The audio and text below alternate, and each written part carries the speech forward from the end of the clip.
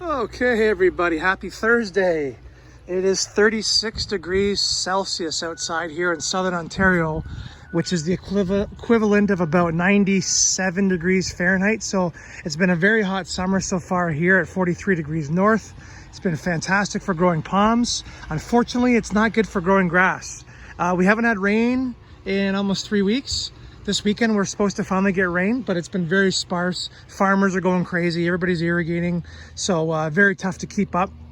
I am watering back there a little bit, a couple spots where the grass is like hay, but you know, when you have an acre of land, you just can't keep up. So you can only do the spots that really need it, and that's it. So this video is about watering schedules, things like that. So this is prime outdoor palm growing season, especially for us guys up north with potted palms. So this is the time when you fertilize, guys. So I use a Miracle-Gro slow release. It's got kelp, bone meal, and earthworm castings along with some other stuff, and it's got a lot of trace elements, and it's like a 3-2-3 ratio, I believe, which is a good ratio for palms. Usually I think 3-1-3 is what you want, but 3-2-3 is close enough for me, and I've had no issues. So get that fertilizer to those palms. You can use fish emulsion as well. All those things are all good, lots of trace elements, lots of good things like that. So one thing I've learned is, like, say a palm like this, a Robellini. Robellinis are very, very thirsty. They love water. You cannot water these guys enough in this kind of weather, especially when you have like triple heads like this guy here. So they will become fertilizer hogs because you water more. If the more you water a palm, eventually the more fertilizer you're gonna need, or you're gonna have to give it fertilizer. So my one Robellini up front is actually here, guys. I'll show you. We got lots of time today. Let's come in the house here. I haven't showed you my palms up front. Sorry, all the kids' toys here, but that's what happens when you have a 3.5-year-old. So we'll go out the front door and we'll show you that I got some palms out here. And this is a good example. So this is my oldest Robellini. It's a stack of 4. So as you can see, you see these little yellow dots. So there's little yellow dots everywhere, okay? You see how the growth here, it's still green, but it's starting to go yellow. And the new growth coming up, as you can see, this frond is not all the way open. It's actually like a light green, dark green down the middle, light green. This is what a fertilizer deficiency looks like in a palm. So what happened was, this palm was being grown under T5 lights last winter, and the way the lighting was, and the way it reflected on the palm, I could not see the hues of the palm. I didn't inspect it good enough, and I didn't catch it quick enough. So this thing has been fertilized very heavily, and it will outgrow it. It's just going to take a while. But this is an example of a Phoenix Robellini, or a palm, that needs fertilizer. So as you can see, there's barely any dark green. The rest of it's light green with these yellow spots. So that's time. So it's been fertilized. So here I have a date palm. I've had it for 2 years. It looks all weird because of being grown in shade and being grown in full sun, but these things do grow pretty quick. And then here I have my biggest Trachycarpus fortunei that I grew from seed. It's 2 years old and it's doing great. It's been fertilized. So this time of year, I fertilize everything. I'm just gonna close my door here. We're gonna go in the back. So you fertilize everything. I will fertilize everything. Well, it's a 3-month slow release. So as soon as it gets hot in June,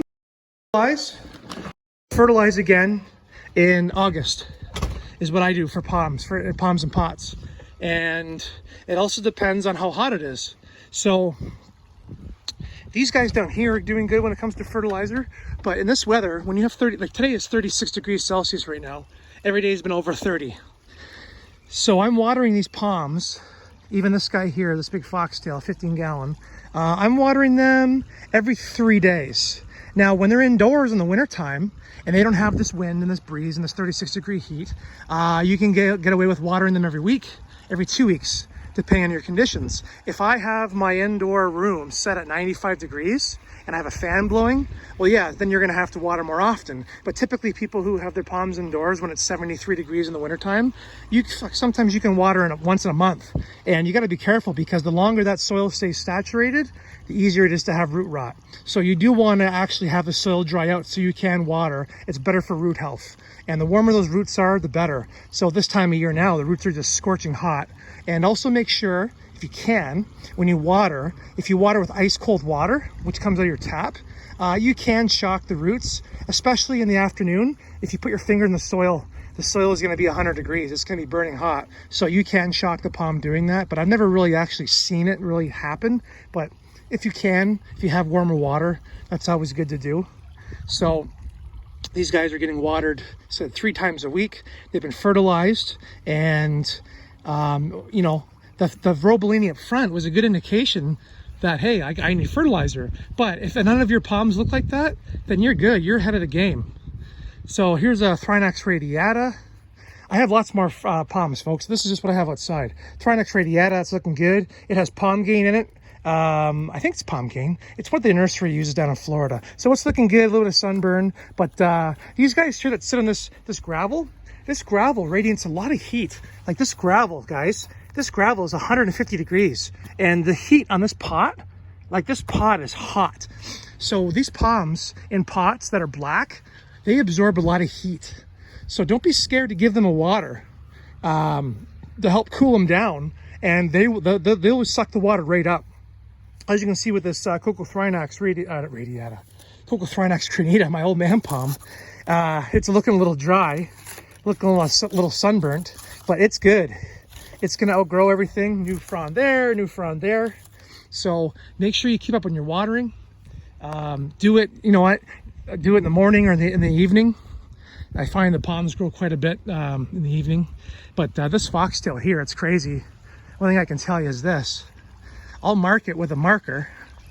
So here's my marker line right here. This is where it was about a week ago, okay?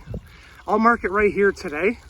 And there's been days where I've seen this spear grow 1.5 inches in a day during the day when it's hot. So make sure you give that bad boy some water.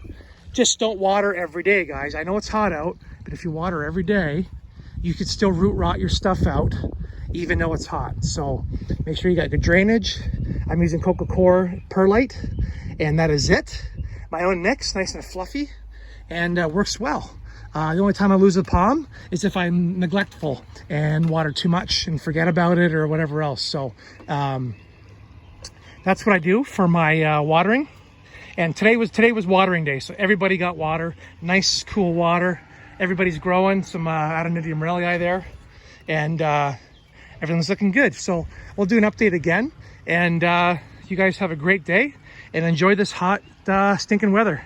Okay, Ricky Bobby out.